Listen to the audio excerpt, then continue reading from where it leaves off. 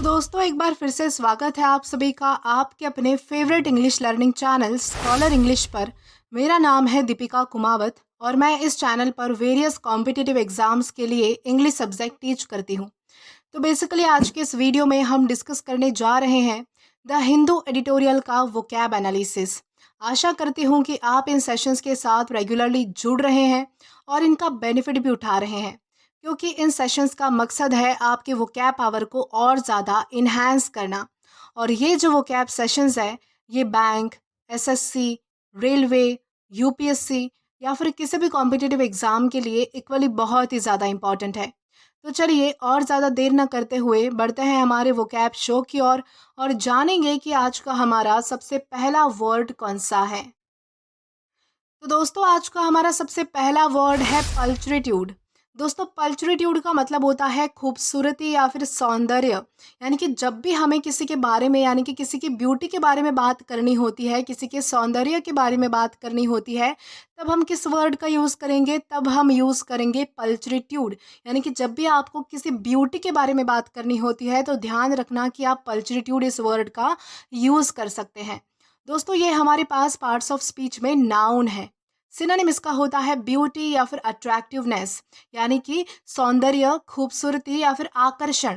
यानी कि ऐसी कोई चीज़ जो बहुत ही ज़्यादा ब्यूटीफुल है, बहुत ही ज़्यादा खूबसूरत है या फिर बहुत ही ज़्यादा आकर्षण पैदा करने वाली है, यानी कि आकर्षित करने वाली है। तो ऐसी चीज़ों को हम क्या कहेंगे? ऐसी चीज़ों को हम कहेंगे ब्यूटी या फिर अट्रैक्टिवनेस। अब अगर बात करें इसके एग्जाम्पल की, तो एग्जाम्पल इसका है the actress was admired for her pulchritude and grace. यानी कि एक एक्ट्रेस यानी कि एक अभिनेत्री को जो है वो उसके सौंदर्य के लिए और उसकी ग्रेस के लिए, यानी कि उसकी जो विनम्र भावनाएं हैं, यानी कि उसकी जो बहुत ही ज़्यादा वो सौम्य है, तो इन सारी चीज़ों के लिए जो है वो उसे बहुत ही ज़्यादा सराहाया गया है, उसकी तारीफ हुई, प्रशंसा हुई। तो इस कॉन्टेक्स्ट में हम जो है वो पल्चरिट्यूड इस वर्ड का अलग अलग सेंटेंसेस में यूज़ कर सकते हैं। देन इसी के साथ हम आगे जाएंगे हमारे नेक्स्ट वर्ड की ओर और जानेंगे कि इसके बाद हमारा अगला वर्ड कौन सा है।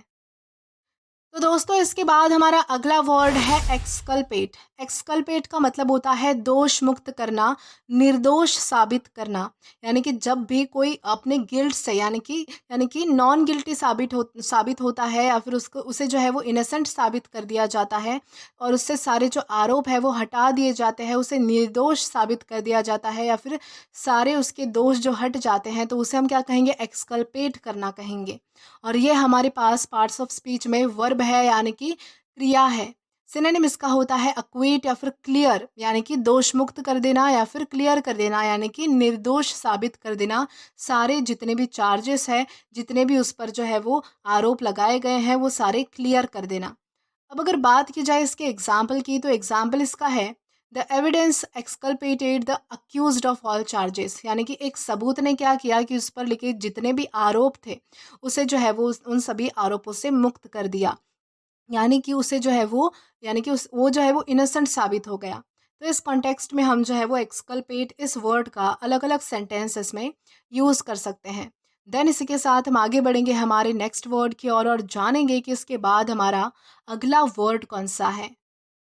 तो देन इसके बाद हमारा अगला वर्ड है पग्नैशियस। दोस्तों पग्नैशियस का मतलब होता है लड़ाकू या फिर झगड़ालू। यानी कि जो व्यक्ति बहुत ही ज़्यादा जो है वो अग्रेसिव मैनर का होता है, बहुत ही ज़्यादा लड़ाकू और झगड़ालू होता है, तो उसे बताने के लिए हम क्या यूज़ करेंगे? हम यूज़ करेंगे पग्नैशियस। और ये हमारे पास पार्ट्स ऑफ स्पीच में एग्जेक्टिव है, यानी कि विशेषण है। सिनोनिम इसका होता है हॉस्टाइल या फिर अग्रेसिव। यानी कि ऐसा कोई व्यक्ति जो बहुत ही ज़्यादा आक्रामक स्वरूप का है, अग्रेसिव है या फिर हॉस्टाइल है, यानी कि शत्रुपूर्ण कोई व्यक्ति है, यानी कि शत्रुता, यानी कि जिसमें जो है वो हॉस्टाइल नेचर है, दुश्मनी का कोई नेचर है, तो उसे हम क्या कहेंगे? उसे हम कहेंगे हॉस्टाइल या फिर अग्रेसिव। अब अगर बात करें इसके एग्जाम्पल की, तो एग्जाम्पल इसका है his pugnacious attitude often got him into trouble. यानी कि उसका ये जो लड़ाकू और झगड़ालू किस्म का नेचर है वो उसे बहुत बार जो है वो अलग अलग परेशानियों में फंसा देता है, यानी कि बहुत सारे ट्रबल्स में उसे अपने नेचर की वजह से फंसना पड़ता है। तो इस कॉन्टेक्स्ट में हम जो है वो पग्नैशियस इस वर्ड का अलग अलग सेंटेंसेस में यूज़ कर पाएंगे। देन इसी के साथ हम आगे जाएंगे हमारे नेक्स्ट वर्ड की ओर और जानेंगे कि इसके बाद हमारा अगला वर्ड कौन सा है। तो इसके बाद हमारा अगला वर्ड है टॉर्पिड। दोस्तों टॉर्पिड का मतलब होता है सुस्त या फिर आलस, यानी कि जब आप बहुत ही ज़्यादा लेज़ी फील करते हो, आलसी फील करते हो, सुस्ती आपको आती है, तो उसे हम क्या कहेंगे? टॉर्पिड कहेंगे। और ये हमारे पास पार्ट्स ऑफ स्पीच में एग्जेक्टिव है, यानी कि विशेषण है। सिनोनिम इसका होता है स्लगिश या फिर लेथार्जिक, यानी कि सुस्ती आना या फिर आलस महसूस करना, लेज़ी फील करना। एग्जाम्पल देखें तो एग्जाम्पल इसका है, after the meal he felt torpid, यानी कि खाना खाने के बाद जो है वो उसे बहुत ज़्यादा सुस्ती आ गई, यानी कि बहुत ज़्यादा आलस आ रहा था। तो इसी के साथ हम आगे जाएंगे हमारे नेक्स्ट वर्ड की और जानेंगे कि इसके बाद हमारा अगला वर्ड कौन सा है। तो देन इसके बाद हमारा अगला वर्ड है ऑब्स्ट्रेपेरस। दोस्तों ऑब्स्ट्रेपेरस का मतलब होता है प्रचंड या फिर शोर मचाने वाला। ये वर्ड जो है वो दोनों ही कॉन्टेक्स्ट में यूज़ होता है, यानी कि जब आपको बताना हो कि कोई चीज़ बहुत बड़ी है, कोई चीज़ जो है वो बहुत ही बड़ी तादाद में है, पैमाने में है, तो उसके लिए भी आप ऑब्स्ट्रेपेरस का यूज़ कर सकते हैं। या फिर आपको बताना हो कि कोई चीज़ बहुत ही ज़्यादा नॉइज़ी है, शोर करने वाली है, तो उसे भी आप जो है वो ऑब्स्ट्रेपेरस के सहारे बता सकते हो। दोस्तों ये हमारे पास पार्ट्स ऑफ स्पीच में एग्जेक्टिव है, यानी कि विशेषण है। सिनोनिम इसका होता है नॉइजी या फिर एनॉर्मस। नॉइजी का मतलब होता है शोरगुल या फिर शोर मचाने वाला। एनॉर्मस का मतलब होता है बड़ा, यानी कि प्रचंड। अब अगर बात की जाए इसके एग्जाम्पल की, तो एग्जाम्पल इसका है, the obstreperous crowd was difficult to control, यानी कि जो ऑब्स्ट्रपेरस क्राउड था। अब यहाँ पर जो है वो दोनों ही हमारी जो मीनिंग है, दोनों ही मीनिंग का हमारा यहाँ पर सेंस बनता है कि यानी कि जो प्रचंड क्राउड था, यानी कि जो बड़ा क्राउड था, इतना ज़्यादा, यानी कि इतनी ज़्यादा तादाद में वहाँ पर लोग आए थे, उनको मैनेज करना, उनको कंट्रोल करना बहुत ज़्यादा मुश्किल हो गया। या फिर हम एक दूसरा मीनिंग ये भी ले सकते हैं कि वो जो क्राउड था वो इतना ज़्यादा शोर कर रहा था, इतना ज़्यादा नॉइज़ी था कि उनको कंट्रोल करना बहुत ही ज़्यादा मुश्किल हो रहा था। तो इस कॉन्टेक्स्ट में हम जो है वो ऑब्स्ट्रेपेरस इस वर्ड का अलग अलग सेंटेंसेस में यूज़ कर सकते हैं। देन इसी के साथ हम आगे जाएंगे हमारे नेक्स्ट वर्ड की और जानेंगे कि इसके बाद हमारा अगला वर्ड कौन सा है। देन इसके बाद हमारा अगला वर्ड है कॉन्टोमैशियस। दोस्तों कॉन्टोमैशियस का मतलब होता है हट्टी या फिर ज़िद्दी, यानी कि ऐसा कोई व्यक्ति जो बहुत ही ज़्यादा डिटरमाइंड होता है, यानी कि जो बहुत ज़्यादा ज़िद पर अड़ा होता है, किसी की सुनता नहीं है। तो ऐसे व्यक्ति को हम क्या कहेंगे? कॉन्टोमैशियस, यानी कि जो किसी की बातों का पालन नहीं करता, अपनी ज़िद पर अड़ा रहता है, ऐसे व्यक्ति को कहा जाएगा कॉन्टोमैशियस। और ये भी हमारे पास पार्ट्स ऑफ स्पीच में एग्जेक्टिव है, यानी कि विशेषण है। सिनोनिम इसका होता है डिसोबीडियंट या फिर डिफायंट, यानी कि कोई ऐसा व्यक्ति जो डिसोबीडियंट है, यानी कि किसी के बातों का पालन नहीं करता। डिफायंट यानी कि बहुत ही ज़्यादा ज़िद्दी है, हठी है, तो इसको हम जो है वो डिसोबीडियंट या फिर डिफायंट कहेंगे। अब अगर बात की जाए इसके एग्जाम्पल की, तो एग्जाम्पल इसका है, the contumacious child refuse to follow instructions, यानी कि एक ज़िद्दी बच्चे ने जो है वो इंस्ट्रक्शंस, यानी कि नियमों का पालन करने से जो है वो मना कर दिया, यानी कि वो बिल्कुल भी जो है वो किसी भी बात का, किसी भी इंस्ट्रक्शन का जो है वो फॉलो नहीं करने वाला था। तो इस कॉन्टेक्स्ट में हम जो है वो कॉन्टोमैशियस इस वर्ड का अलग अलग सेंटेंसेस में यूज़ कर सकते हैं। देन इसी के साथ हम आगे जाएंगे हमारे नेक्स्ट वर्ड की और जानेंगे कि इसके बाद हमारा अगला वर्ड कौन सा है। तो दोस्तों इसके बाद हमारा अगला वर्ड है मेंडिकेंट।